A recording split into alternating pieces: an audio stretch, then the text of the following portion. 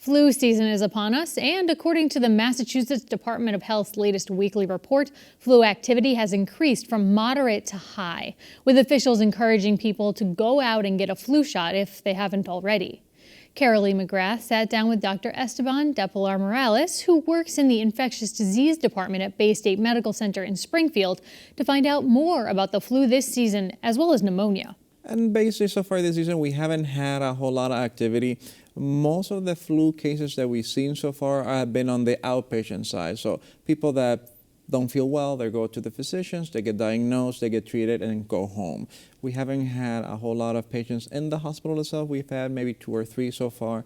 But it is pretty early in the season, yeah, so we're keeping an eye on things. And the season is long. The season is quite long. It starts at the end of September, beginning of October. It doesn't end until basically March, April. We usually follow the number of cases just to kind of determine, yeah, we're done, or some seasons are longer than others, so it's very variable. We have to keep an eye on it. And nationally, there's been more flu cases, correct? Naturally, there have been quite a few cases. If you look at the latest data from the CDC, that's from last week, they update it weekly. We've had about 30,000 people tested so far. Of those, almost 7,000 have been tested positive. So that's quite a large number for this early in the season. It's somewhat comparable to the number of cases we had at the same time for the season of 2017-2018, which was a very busy season. Okay, when you're talking about the flu, sometimes it could mimic a different virus. So what are the symptoms typically that people will have?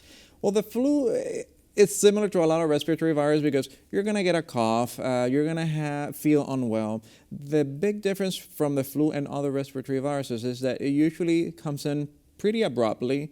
You have fairly high fevers, and there's a lot of muscle aches. Patients feel almost like a truck ran them over, but not really. And it tends to be very abrupt. A lot of people want to associate the flu with nausea, vomiting, diarrhea. And you and me, adults, we really don't see that often. Mm-hmm. In children, it's more often. About 1/4 of them will get these gastrointestinal symptoms. So usually, if it's something that you're feeling really, really unwell and it came on really, really quick, I would say think of the flu. If it's something more indolent, slower progressing, probably just one of the other respiratory symptoms we have during this time of year. And when you go to the doctor, they can tell, correct? When you go to the doctor, your doctor will ask certain questions to make sure and try to differentiate. Sometimes it can be very difficult, and that's why we have testing for it.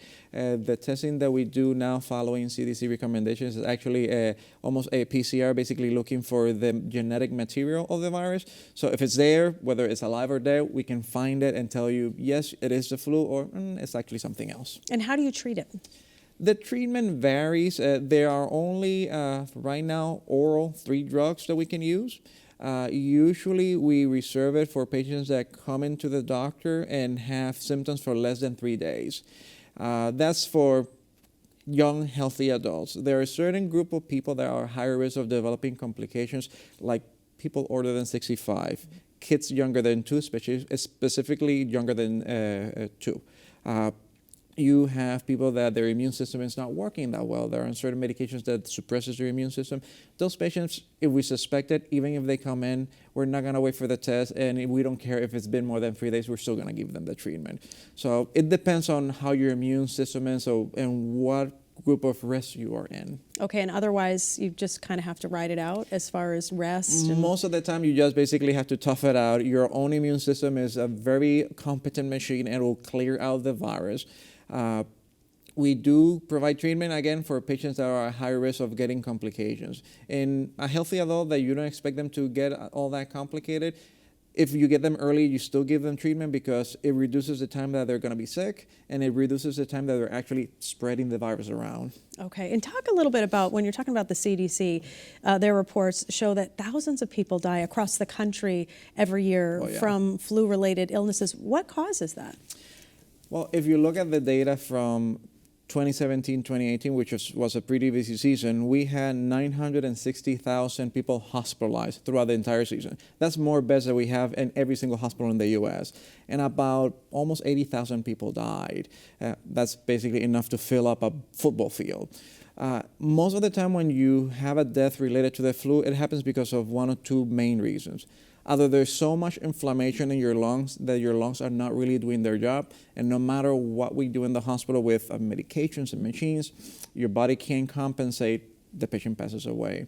The other reason that patients die from the flu is that your body might be able to handle the inflammation, your body might be able to get rid of the virus itself, but that irritation in the lung makes it easier for you to get a bacterial infection. And now you get a bacteria, you get septic, and you die from that secondary infection. And would that be a pneumonia, that bacterial infection, or could it be? Yes, usually when in those settings, that is classified as a bacterial pneumonia. A lot of people don't realize it, but flu is a type of pneumonia. Okay, so no, I don't think people do realize that because it can be viral. And when we're talking about pneumonia, what have you seen as far as cases this year, and who are most vulnerable? So for cases, it's been a fairly typical year. Pneumonia is the second most common reason for people to be hospitalized in the U.S., so it's something really, really common. It's actually the most common cause of death from infections of people that go to the hospital. So we do see it every day. There are certain groups that are higher risk, so if you talk about people that are older than 65 or children that are younger than 5, they are at bigger risk of getting complications when they get a pneumonia. So those are the people that we really want to focus on and make sure that they're doing okay. Other people that be at risk are asthmatics, people with COPD, anyone that has respiratory problems. And on top of those, if you have anything that immunosuppresses you, like HIV, organ transplant, and something as simple and common as diabetes could make you more prone to get complications. And tell me a little bit about prevention, right? That's really the key for all of this. A lot of the bacterial pneumonias are not transmissible person to person, but the viral ones are, particularly the flu. They're very, very infectious. So if you know someone's sick, social distancing. Right. Something that's not feasible because you gotta go to the store to buy groceries, you gotta go to work, and you're gonna expose yourself to people. So in that, the second thing that you can do is make sure that you're washing your hands. People don't realize it, but you touch your face anywhere between 2,000 and 3,000 times a day. That's a lot of times, and it's very easy to see how someone could have coughed here a couple hours ago. I touch it, touch my nose, touch my eyes, and I can get infected. Wow, okay. So you wanna make sure that you wash your hands. As an infectious disease doctor, we prefer that you do it with alcohol-based rubs because the alcohol actually kills bacteria. So carry the little Purell thing on your pocket.